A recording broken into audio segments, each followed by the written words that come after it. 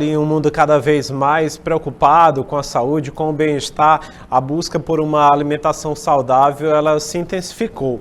A internet, ela se tornou uma vasta fonte de informações, com inúmeras dicas, com dietas, com promessas de resultados muitas vezes milagrosos. No entanto, em meio a tantas vozes, nem sempre é fácil a gente discernir o que realmente funciona do que não passa de um mito. Comer de 3 horas acelera o metabolismo? Será que isso é verdade? O pão integral é sempre a melhor opção? Alimentos zero açúcar são realmente sinônimo de saúde? Então, para responder essas e muitas outras perguntas que permeiam aí o nosso dia a dia, a nossa reportagem de hoje mergulhou nesse universo da alimentação saudável para separar aí o joio do trigo. Então, prepare-se para repensar alguns hábitos e entender o que é mito e o que é verdade quando o assunto é alimentar o seu corpo de forma saudável. Acompanhe.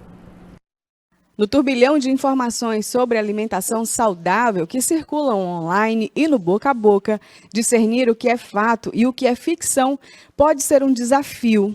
Dietas da moda, refrigerantes alimentares e promessas milagrosas ganham espaços, muitas vezes confundindo mais do que ajudando quem busca uma vida mais equilibrada. Para esclarecer esse cenário e separar os mitos das verdades, conversamos com a nutricionista Natália Menezes. Os principais realmente são de comer de 3 em 3 horas. Eles trazem muito essa questão de que para perder peso tem que comer de 3 em 3 horas ou precisam de um jejum.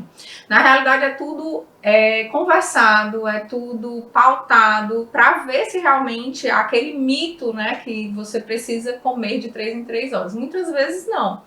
É até interessante você fazer os pequenos lanches, caso você sinta muita fome nas grandes refeições. Mas se não, tenho vários pacientes, principalmente do sexo masculino, eles conseguem ficar 3 refeições por dia e tá tudo bem. Outro mito muito comum aqui no consultório é sobre retirar determinados alimentos, como leite, o glúten.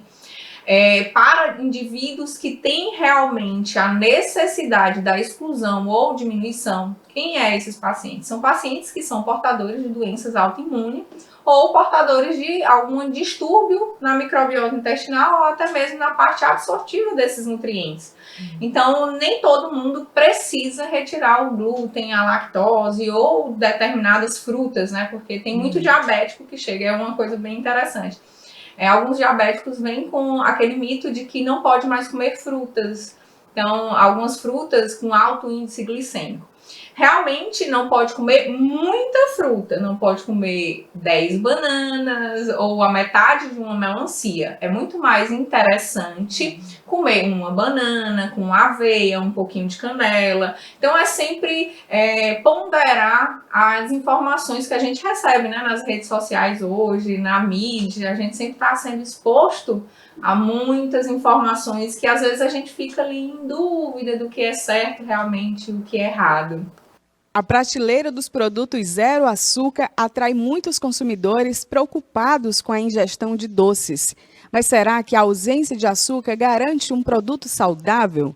A nutricionista alerta para a importância de olhar além do rótulo. O alimento que traz a apelação do zero calorias, né? Muitas vezes a gente se empolga ali como gelatina, o refrigerante. Muitas vezes eles têm um impacto negativo no apetite. A gente tem um hormônio que é a insulina, que ele é produzido a partir do momento que a gente come. Então, ele precisa daquele estímulo das papilas gustativas. Se a gente está comendo um alimento que tem 0 calorias, aquela insulina ela vai ficar circulante. E o que é que vai acontecer com um rebote, que seria ali como algo de impacto, é aumentar o apetite. Então, você pode surgir mais fome no lugar de você saciar ali a sua vontade de comer, pelo contrário, ela vai aumentar a vontade de estar ingerindo um determinado grupo de alimento, que são os carboidratos. Então é mais ou menos um tiro no pé. Muito mais importante consumir frutas, verduras, sucos, e muitas vezes a gente acha que um suco ele não traz nutrientes, mas se for de uma fruta da época, se for coado com aquele coador maior, ele traz sim muito mais nutrição do que uma bebida zero, né? A gente não pode olhar para o alimento apenas em valor calórico. Ele traz vitaminas, minerais, proteínas. Então a gente precisa ver esse alimento,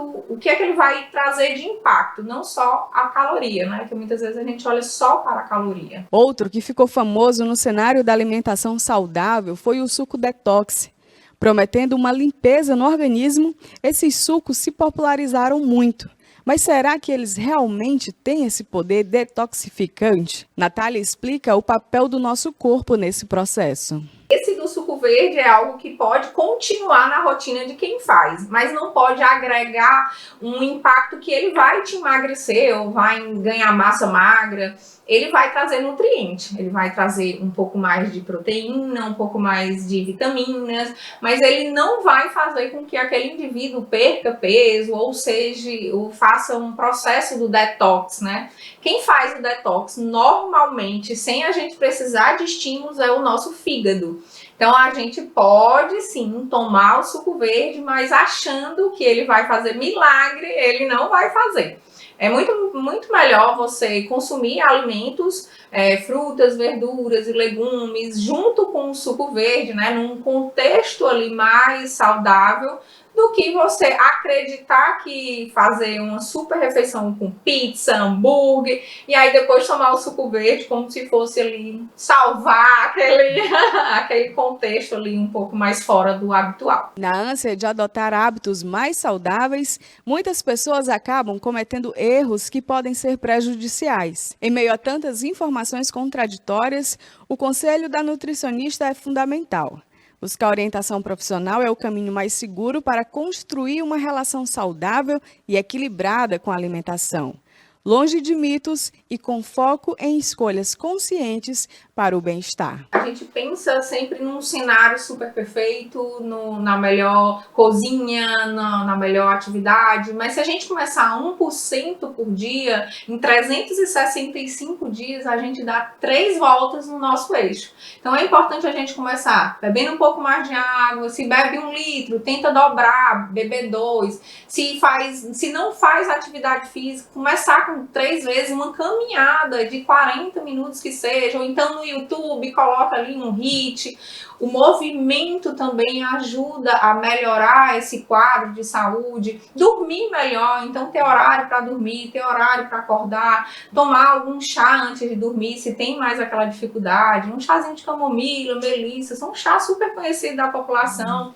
Evitar lanchar bolacha, biscoito, torrada, preferir uma fruta, uma banana, uma maçã, uma laranja. Então, pequenos hábitos, pequenas mudanças geram grandes impactos. Então, se eu tivesse um conselho para dar, seria esse: muda aí um pouquinho todo dia, que vai ter um impacto super positivo aí no final das contas.